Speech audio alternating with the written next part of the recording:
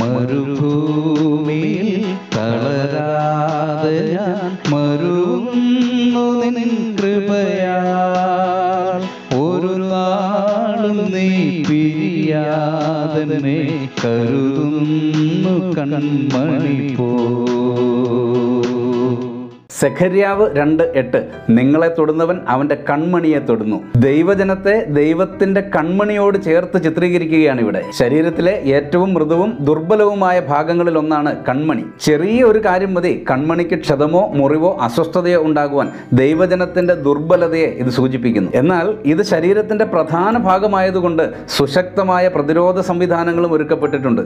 ഈ കൺമണിക്ക് ഒരാപത്ത് നേരിട്ടാൽ ശരീരത്തിന് തന്നെയാണ് നേരിടുന്നത്. ക്രിസ്തുവിൻ്റെ ശരീരമായ ദൈവസഭയ്ക്ക് വേദനിച്ചാൽ ക്രിസ്തുവിന് തന്നെയാണ് വേദനിക്കുന്നത്. താൻ തന്നെ അതിനെ സുരക്ഷിതമായി സൂക്ഷിച്ചുകൊള്ളും. എന്നാൽ മനഃപൂർവ്വം മുറിവ് സംഭവിപ്പിക്കാതെ നമുക്കും സൂക്ഷിക്കാം.